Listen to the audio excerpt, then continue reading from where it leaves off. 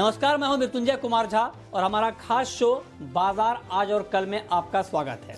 इस शो में हम आपको बताते हैं आज का मार्केट का पूरा एक्शन और साथ ही कल का बाजार कैसा रहने वाला है, कल आपको कहां पर कमाई के मौके मिलेंगे, ये हम आपको बताते हैं।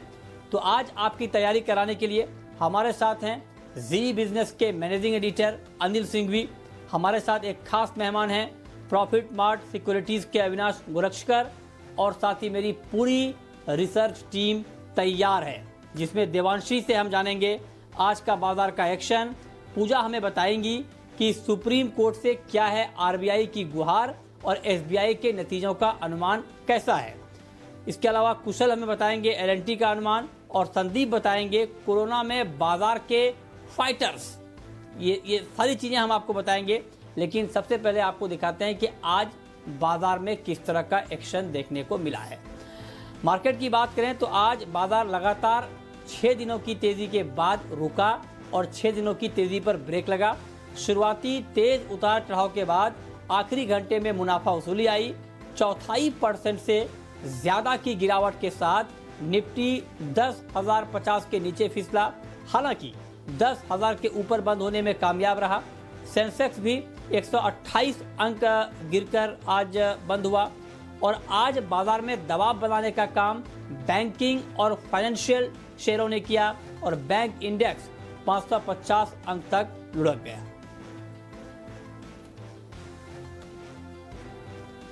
और अब आपको बताते हैं कि आज के मार्केट में विदेशी निवेशकों ने और घरेलू निवेशकों ने कितनी खरीदारी या बिकवाली की है। तो एफआईआईज यानी विदेशी संस्थागत निवेशकों ने कैश मार्केट में 2,905 करोड़ रुपए की खरीदारी की है। वहीं डीआईआईज यानी घरेलू संस्थागत निवेशकों ने 847 करोड़ रुपए की बिकवाली की है।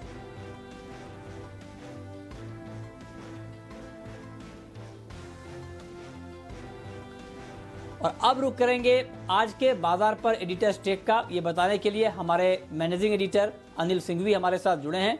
अनिल जी, बहुत बहुत स्वागत है आपका। आज वीकली एक्सपायरी के दिन बाजार कमजोर बंद हुआ, हालांकि आखिरी घंटे में कुछ रिकवरी भी आई। ऐसे में क्या माना जाए, क्या बाजार का सेंटीमेंट कुछ कमजोर हुआ है? आपकी राय ओवरऑल आज की ट्रेडिंग पर क्या है? हालांकि कल अमेरिकी बाजारों में एक मजबूत ट्रेडिंग सेशन रहा, लेकिन आज सुबह से एशियाई बाजारों पर हल्का फुल्का सा दबाव था और इसी वजह से भारतीय बाजार हल्की सुस्ती और कमजोरी के साथ खुलते हुए नजर आए और पूरे दिन एक्सपायरी के दिन एक सीमित दायरे में उतार चढ़ाव के बीच ट्रेड करते हुए दिखे। कंफ्यूजन जैसा माहौल था, तेजी करनी है या मंदी बहुत साफ हो नहीं पा रहा था। 10,000 के आंकड़े के आसपास बाजार ज्यादातर वक्त बिताते हुए नजर आए, ये चीज साफ दिख रही थी। और बाजार में भी दो खेमे बन गए एक तरह से, जहां एक और ब्रॉडर मार्केट में खरीदारी तेजी, कुछ सेक्टर्स मजबूती के साथ कारोबार करते हुए दिख रहे हैं, मसलन के मेटल्स, फार्मा, यहाँ पर अच्छी तेजी थी। लेकिन बैंक्स, फाइनेंशियल्स आज फिर से कमजोर हो गए। तो कमजोरी वाला बाजार देखेंगे तो अच्छा खासा कमजोर था। बैंक निफ्टी लगभग 2.5-3% नीचे जाकर बंद हुआ। एक्सपायरी के दिन 20,500 भी होल्ड नहीं हो पाया। वहीं निफ्टी ने बढ़िया काम किया, कमजोर होने के बावजूद 10,000 के ऊपर होल्ड होकर हम 10,000 के ऊपर क्लोज देते हुए दिखे। वो किसी भी लिहाज से एक्सपायरी खराब नहीं है, तो बड़ा इंटरेस्टिंग रहा कारोबार। लेकिन ओवरऑल एक बात तय है कि बाजार में मोमेंटम स्ट्रांग है, चौतरफा खरीदारी है, निचले स्तरों से रिकवरी भी आ रही है। दिक्कत और डर है अगर लोगों को तो सिर्फ एक ही जगह, वो बैंक्स और एनबीएफसी में। वो भी आज गिरावट की वजह यह रही कि सुप्रीम कोर्ट ने यह कहा कि जो कुछ भी मॉरेटोरियम के दौरान ब्याज है वो बैंक्स को माफ करना चाहिए, बजाय इसके कि उन्हें आप आगे के लिए टाल दें। तो ये एक खबर थी जिसने बैंकिंग शेयरों का सेंटीमेंट खराब किया और उसके बाद बैंकिंग शेयर नीचे आते हुए दिखे। अदरवाइज तो फर्स्ट हाफ उतना खराब नहीं था, ठीक ही बाजार ट्रेड करते हुए दिख रहे थे। तो चलिए, एक 3-4 दिन अच्छी तेजी के बाद आज एक्सपायरी के दिन हल्का दबाव जरूर रहा, लेकिन 10,000 को होल्ड करने में हम कामयाब रहे। ओके, लेकिन अब आपको ये बताते हैं कि आज के बाजार में जो भी ट्रेड हुआ, जो भी एक्शन हमने देखा, उसमें कौन कौन सी खबरें थी और उन खबरों के दम पर कौन कौन से ऐसे सेक्टर थे जिसके दम पर आज मार्केट में जो भी ट्रेड हुआ और उसकी भूमिका ज्यादा रही। तो ये बताने के लिए हमारे साथ देवांशी आशर मौजूद हैं। देवांशी, बताइए। लगातार 6 ट्रेडिंग सेशन से तेजी देखने के बाद आज एक्सपायरी लाल निशान में होती हुई दिखी, लेकिन 10,000 के लेवल्स के ऊपर ही आज बाजार बंद होते हुए दिखे। आज जहां पे सबसे ज्यादा गिरावट आती हुई दिखी वो निजी बैंक साथ ही सरकारी बैंक से। ओवरऑल निफ्टी बैंक आज सबसे ज्यादा गिरावट में शामिल होता हुआ दिखा। सबसे पहले अगर निफ्टी के गेनर्स की बात करें तो वेदांता, भारतीय एयरटेल, टेक महिंद्रा, विप्रो, ये कुछ स्टॉक्स थे जो आज टॉप गेनर्स बनते हुए दिखे मार्केट्स में। और अगर लूजर्स की बात करें तो आज फाइनेंशियल स्टॉक्स पर गिरावट सबसे ज्यादा हावी होती हुई दिखी। आप देखिए Bajaj finance, HDFC, Kotak bank, axis bank और इसके अलावा एशियन पेंट्स आज टॉप लूजर्स की सूची में शामिल होते हुए दिखे। वहीं जैसे कि मैंने कहा आज बैंक्स लाल निशान के साथ ट्रेड हुए। जो निजी बैंक्स है जैसे कि इंडसइंड बैंक, आरबीएल बैंक, बंधन बैंक, आईडीएफसी फर्स्ट, ये और कुछ ऐसे बैंक्स थे जहां पे हमने लाल निशान के साथ ही ट्रेड होते हुए दिखे। लेकिन अब ग्रीन साइड कौन से स्टॉक्स ट्रेड करते हुए दिखे? मीडिया स्टॉक्स या कह सकते हैं जो थिएटर वाले स्टॉक्स है, यहाँ पे हमने आज अच्छी तेजी आती हुई दिखी। पीवीआर आप देखिए अच्छे गेन्स आज के ट्रेडिंग सेशन में आते हुए दिखे। साथ ही आइनॉक्स लीजर, यहाँ पे भी हमने पिछले 2 ट्रेडिंग सेशन से तेजी देखी है। सारेगामा जो डील होती हुई दिखी उसके चलते हम देख रहे हैं कि यहाँ पे भी गेन्स होते हुए दिखे। डीबी कॉर्प जैसे कुछ मीडिया स्टॉक्स है जहाँ पे हमने अच्छे वॉल्यूम्स के साथ खरीदारी आती हुई दिखी। इसके अलावा फार्मा स्टॉक्स आज फिर एक बार यहाँ पे रैली आती हुई दिखी है। अब देखिए जो बड़े फार्मा स्टॉक्स हैं जैसे कि ल्यूपिन है, सन फार्मा, कैडिला, सिप्ला, ग्रैन्यूल्स, कुछ ऐसे स्टॉक्स थे जहां पे आज 3 से 4% से ज्यादा के गेन्स हमने आज के ट्रेडिंग सेशन में आते हुए दिखे। और एविएशन स्टॉक्स में लगातार दूसरे दिन आज तेजी आती हुई दिखी। इंटरग्लोब एविएशन में भी आप देखिए आज अच्छी गेंस आते हुए दिखे। और स्पाइस जेट में भी हमने देखा 4% से ज्यादा की मजबूती आती हुई दिखी। और आखिर में आप देखिए एसआरएफ जिसके नतीजे आने वाले हैं और नतीजों से पहले ये स्टॉक है जहां पे हमने अच्छे गेंस आते हुए दिखे। करीब 4.5-5% तक की तेजी के साथ ये स्टॉक ट्रेड करता हुआ दिखा। लेकिन इन ऑल आप देखिए आज फाइनेंशियल्स वीक होते हुए दिखे, बैंक्स वीक होते हुए दिखे। लेकिन अगर ओवरऑल देखें तो आज जो बाकी सेक्टर्स थे वो हर निशान के साथ ट्रेड करते हुए दिखे हैं। ओके, तो ये कुछ खबरें थी और उन खबरों के दम पर अलग अलग सेक्टर में क्या एक्शन दिखा ये आपको देवांशी ने बताया। लेकिन अब रुक करते हैं अपने खास मेहमान का और हमारे साथ हैं प्रॉफिट मार्ट सिक्योरिटीज़ के अविनाश गुरक्षकर साहब। अविनाश जी बहुत बहुत स्वागत है आपका। जिस तरह का मार्केट आज हमने देखा, ऐसे में क्या आगे के लिए आपका व्यू है, क्या आउटलुक आपका बन रहा है? और दूसरा ये कि ऐसे मार्केट में अगर कोई पोजिशनल ट्रेड लेना हो कल के बाजार में तो कहाँ पर लेना चाहिए, कहाँ पर करना चाहिए? मृत्युंजय, मुझे लग रहा है कि मार्केट्स का मोमेंटम पॉजिटिव रहेगा। हालांकि आज वीकली एक्सपायरी थी और थोड़ी बहुत मुनाफा वसूली हमने मार्केट्स में देखी। ओवरऑल जो मार्केट्स में ट्रेंड है वो पॉजिटिव रहने की ही पॉसिबिलिटी है, क्योंकि लिक्विडिटी जो एफआईएस की है वो काफी सिग्निफिकेंट है।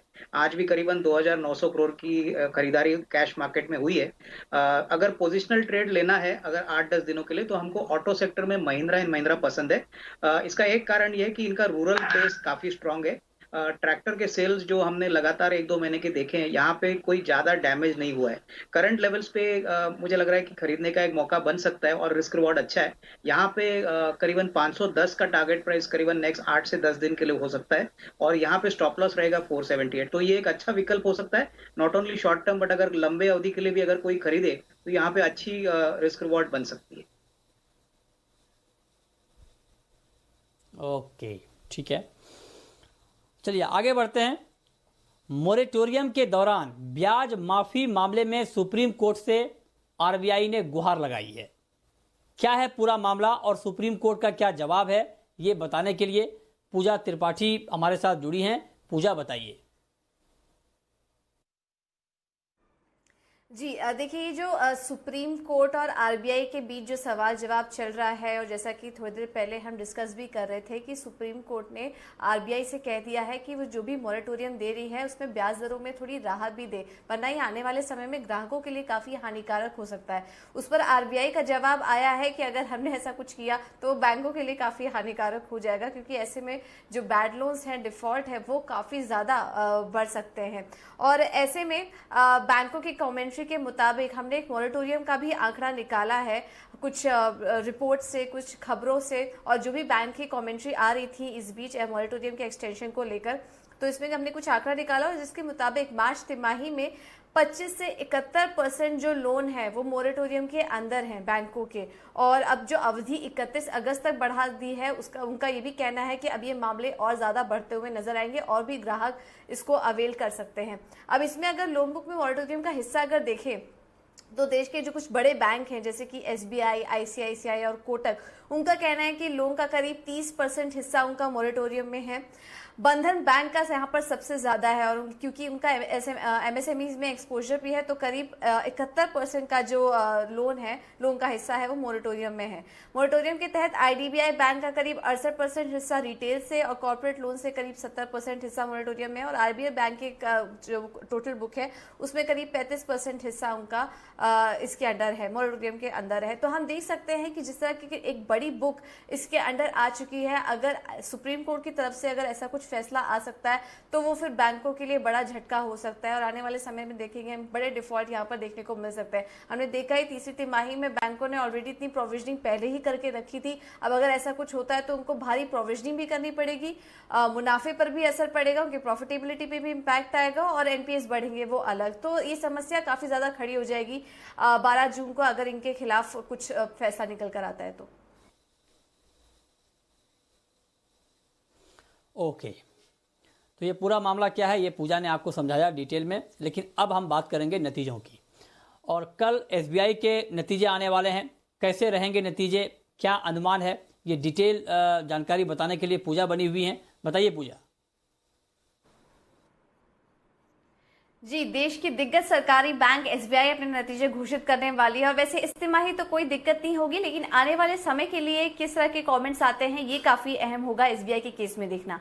हमारा अनुमान है कि ब्याज से आय में 17% की ग्रोथ देखने को मिल सकती है, मुनाफा करीब 800% बढ़ सकता है, एक छोटे बेस का भी फायदा मिलेगा क्योंकि लास्ट ईयर ही बैंक ने काफी ज्यादा प्रोविजनिंग अपने बुक्स में कर ली थी दिक्कत वाले अकाउंट्स के सामने, तो एक उसका भी फायदा मिलेगा, और साथ ही साथ SBI कार्ड की जो हिस्सा बिक्री हुई है उससे भी अन्य आय में कहीं ना कहीं सपोर्ट मिलता हुआ दिखाई देगा मुनाफे में। इस वजह से जो प्रोविजनिंग थोड़ी बहुत बढ़ी भी रहेगी उसका ज्यादा असर इस बार बैंक के नतीजों पर शायद देखने को ना मिली। ऐसे क्वालिटी स्थिर रहेंगी क्योंकि बैंक काफी बेहतर तरीके से अपने बुक्स को मैनेज करते हुए नजर आ रही है, तो इस क्वार्टर दिक्कत नहीं है। लेकिन आने वाले समय के लिए कोरोना वायरस का कितना असर पड़ता है, लॉकडाउन और मॉरेटोरियम का कितना असर पड़ता है बैंक्स की बुक पर, और आगे के लिए क्या स्ट्रैटेजी होगी, इन तमाम मुद्दों पर नजर रहेगी।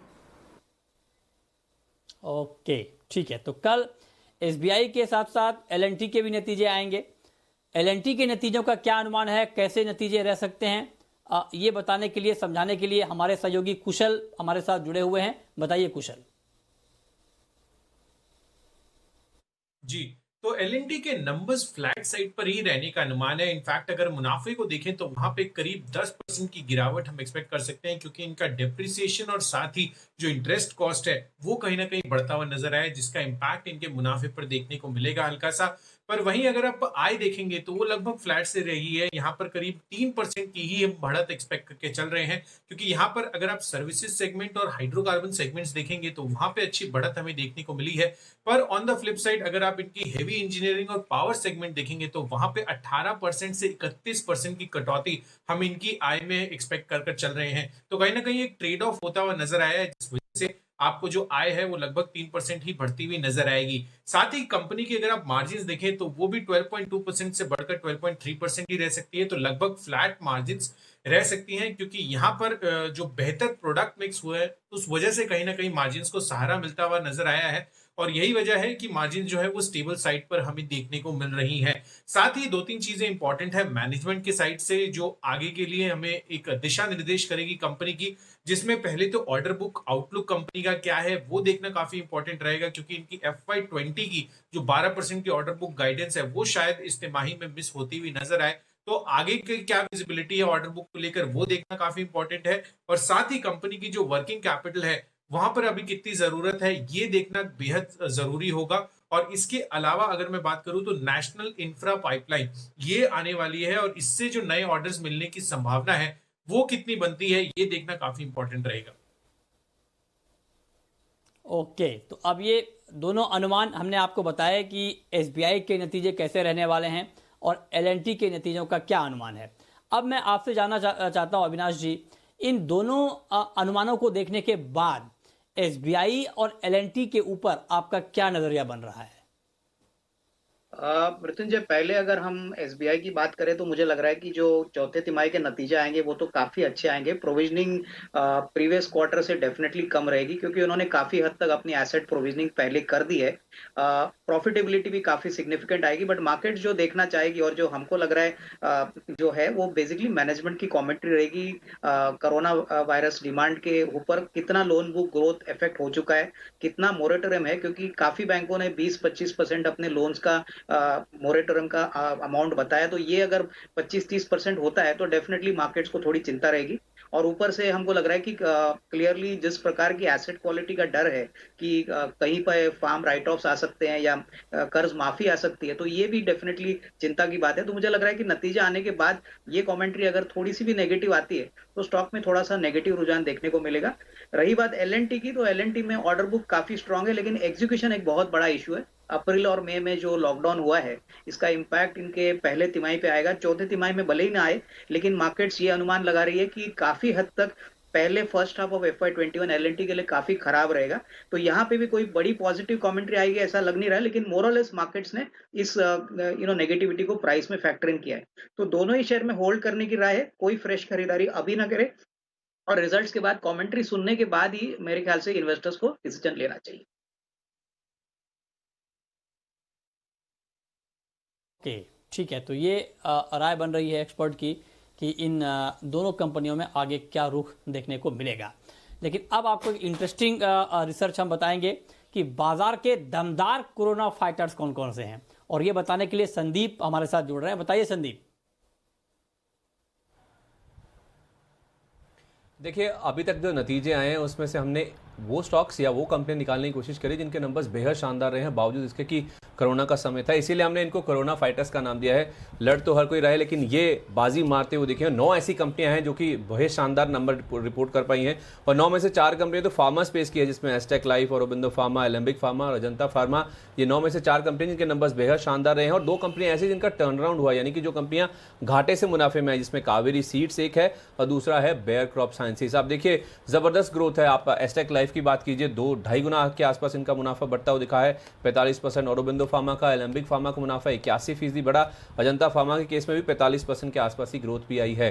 तो वैल्यूएशंस की बात भी करें तो इनके वैल्यूएशंस आपको ठीक ठाक नजर आएंगे। खासतौर पे अगर आप देखें, बेयर क्रॉप को छोड़ दीजिए, Indian energy exchange, asterisk life को छोड़ दीजिए और अजंता फार्मा को छोड़ दीजिए, जो कि आईसीसी सिक्योरिटीज, जो कि 20 के पी मल्टीपल के ऊपर आपको नजर आएंगे। बाकी स्टॉक्स आप देखें तो 10 से लेके 16-18 तक के जो पी मल्टीपल्स है उसके आसपास ही आपको कारोबार करते हुए दिखेंगे, और अच्छी खासी रिटर्न और कैपिटल एम्प्लॉयड है इन कंपनीज के। अगर आप देखें तो 16%, 18% से लेके 67% तक की ग्रोथ यहाँ पे रिटर्न ऑन कैपिटल एम्प्लॉयड है। खासतौर पे आईईएस के केस में तो देखिए 67% के आसपास के है, और अच्छे खासे रिटर्न्स भी इन्होंने डिलीवर किए, जिसमें एस्टेक लाइफ ने बाजी मारी है, 60% के आसपास की रिटर्न डिलीवर कर चुका है, 23% आईईएक्स, कावेरी सीड्स 33%, और अजंता फार्मा जो कि नेगेटिव जरूर रहा है नतीजों के बाद, लेकिन बाकी कंपनियों में एचसीएल टेक जैसे स्टॉक भी आप देखिए 8% के आसपास की ग्रोथ यहाँ पे देखने को मिली है। तो जबरदस्त परफॉर्मेंस है इन 9 कंपनियों का। और आज इनफैक्ट एक 10वीं कंपनी में इसमें ऐड हुई, जिसमें पीएनबी गिल्स, ये कंपनी भी घाटे से मुनाफे में आई है। दोपहर में इसके नंबर आए और उसके बाद 20% का ऊपरी सर्किट स्टॉक पे भी लगा। ओके, अब वक्त है ये जानने का कि कल के बाजार में आपकी स्ट्रेटजी क्या होनी चाहिए, और ये बताने के लिए हमारे मैनेजिंग एडिटर अनिल सिंघवी हमारे साथ जुड़े हैं। अनिल जी, कल कारोबारी हफ्ते का आखिरी दिन है, बैंक निफ्टी पर जिस तरह से दबाव दिखा है, ऐसे माहौल में कल के लिए क्या रणनीति बनानी चाहिए? जब आज एक्सपायरी के दिन भारतीय बाजार बंद हुए तो संकेत ग्लोबल मार्केट से उतनी मजबूती के थे नहीं। डाउ फ्यूचर्स 150 अंक नीचे ट्रेड कर रहे थे, यूरोप में मिला जुला सा कारोबार था, तो ऐसे में कल के लिए आउटलुक बहुत अच्छा तो था नहीं, और उसके ऊपर बैंकिंग शेयरों में तेज पिटाई। तो उस लिहाज से मुझे लगता है कि कल के लिए मेक और ब्रेक वाला मामला तो निफ्टी पर 10,000 का लेवल ही है। 10,000 के ऊपर है आप मजबूत हैं, अच्छे हैं, 10,000 के नीचे हैं तो हल्का करेक्शन आपको बाजार में आता हुआ दिख सकता है। 9,800, 9,900 अब निफ्टी पर मजबूत सपोर्ट का काम करेगा। 10,110, 9,200 इस रेंज में मुनाफा वसूली आती हुई दिखेगी। तो ब्रॉडली आप ये कह सकते हैं कि 9,800, 10,200 इस 400 पॉइंट की रेंज में बाजार वक्त बिताने की कोशिश करेंगे और फिर इस रेंज में जिस तरफ बाहर निकलेंगे एक बड़ा मुंह आने की आपके लिए संभावना बनेगी। ये तो सिंपल निफ्टी की बात हो गई। बैंक निफ्टी ने जरूर कमजोरी का संकेत दिया है। 21,600 के आसपास के कल हाई बनाने के बाद वहां से जो करेक्शन हुआ लगभग 1200-1300 पॉइंट का करेक्शन हुआ। तो अब बैंक निफ्टी में 20,000 नीचे की तरफ, 21,000 ऊपर की तरफ। इस 1000 पॉइंट की रेंज को देखिए, 20,000 के नीचे जाने के बाद कमजोरी और बढ़ेगी और 21,000 को फिर से पार किया तो मजबूती बढ़ेगी। ये आपके लिए ट्रेड और ट्रेंड हो सकता है। तो ओवरऑल सिंपल कल के लिए रुझान आपको बजाय इंडेक्स के स्टॉक्स पर रखना चाहिए, सेक्टर्स पर रखना चाहिए। आईटी, मेटल्स, फार्मा ये मजबूत होते हुए दिख रहे हैं और हमेशा की तरह बैंक्स और एनबीएफसी फाइनेंशियल शेयर थोड़े कमजोर। तो आपका जैसा मूड है उस डायरेक्शन में आपको ट्रेड है। अगर आप मंदी करना चाहते हैं तो बैंक्स फाइनेंशियल आपको अच्छा मौका दे रहे हैं और तेजी करना चाहते हैं तो पूरा ब्रॉडर मार्केट मजबूती के साथ है। तो long Nifty, short bank Nifty, ये ट्रेंड साफ दिख रहा है। बहुत शुक्रिया सर कल के लिए ये रणनीति बताने के लिए।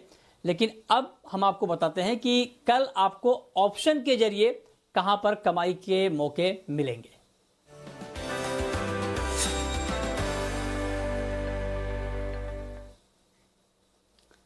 और ऑप्शन का ट्रेड बताने के लिए हमारे साथ हैं एक्सिस सिक्योरिटीज के राजेश पालविया।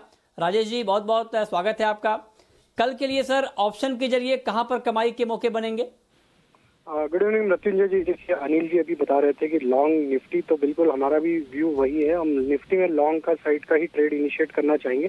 तो ऑप्शन के थ्रू हम 11 जून जो नेक्स्ट वीक की एक्सपायरी रहेगी उसमें 10,100 का कॉल ऑप्शन बाय करने की सलाह देंगे, जो कि करीब 111-12 रुपए के आसपास आज क्लोज हुआ। तो 112 से 105 की रेंज में इसको बाय करना है। 85 रुपीज स्टॉप लॉस रखना है और हमें टारगेट लगता है इसमें 150 से 165 तक के देखने को मिलेंगे। क्योंकि अगर हम देखें तो सिर्फ बैंकिंग और फाइनेंशियल सेक्टर में आई ऊपर से प्रॉफिट बुकिंग से, अदरवाइज बाकी स्टॉक, आईटी, फार्मा, मेटल्स और बाकी स्टॉक्स, टेलीकॉम स्टॉक्स में अच्छी बाइंग एक्शन थी। तो हमें लग रहा है निफ्टी में बाइंग एक्शन कंटिन्यू रहेगी और निफ्टी 10,150, 10,200 के लेवल अगले 1 या 2 ट्रेडिंग सेशन में दिखा सकता है। इसलिए निफ्टी में 10,100 का कॉल ऑप्शन बाय करने की सलाह रहेगी। जो दूसरा स्टॉक कल के सेशन के लिए बाय करना वो फार्मा पैक से ही रहेगा और उसमें सन फार्मा काफी अट्रैक्टिव है। आज के सेशन में काफी अच्छी बाइंग एक्शन देखने को मिली। स्टॉक 490 के ऊपर क्लोज हुआ है। तो हम यहाँ पे 497 के आसपास आज का क्लोजिंग है। तो 491 के स्टॉप लॉस से सन फार्मा बाय करने की सलाह दे रहे हैं कल के लिए। और हमें लगता है कल के सेशन में 515, 520 तक के टारगेट देखने को मिलेंगे। तो फार्मा सेक्टर से सन फार्मा बाय करने की सलाह। ओके ठीक है, तो ये तो हो गया ऑप्शन का ट्रेड। लेकिन लॉन्ग टर्म के लिए आप कहां पर निवेश कर सकते हैं ये हम समझेंगे। अविनाश जी बताइए सर, अगर लॉन्ग टर्म का नजरिया हो 6 महीने, 8 महीने, 1 साल का, तब कहां पर निवेश करना बेहतर रहेगा? मृत्युंजय जी, लॉन्ग टर्म के लिए हमको लग रहा है जो पावर स्पेस है वहां पे एक कंपनी है इंडियन एनर्जी एक्सचेंज, जिसको सारे लोग IEX से जानते हैं। ये बहुत ही अच्छा विकल्प रहेगा। इनफैक्ट संदीप ने अभी शॉर्टली कोरोना फाइटर में भी इसको इंक्लूड किया था। हमको लग रहा है कि कंपनी का बिजनेस मॉडल बहुत ही शानदार है। करीबन 98% का मार्केट शेयर कंपनी एंजॉय करती है और पावर ट्रेडिंग का जो मार्केट शेयर है वो करीबन अभी जो मार्केट में वो करीबन सिर्फ 4% है। तो ग्रोथ के लिए काफी बड़ा मोमेंटम है। कंपनी बिल्कुल कर्जा मुक्त है, करीबन 700-800 करोड़ की कैश है।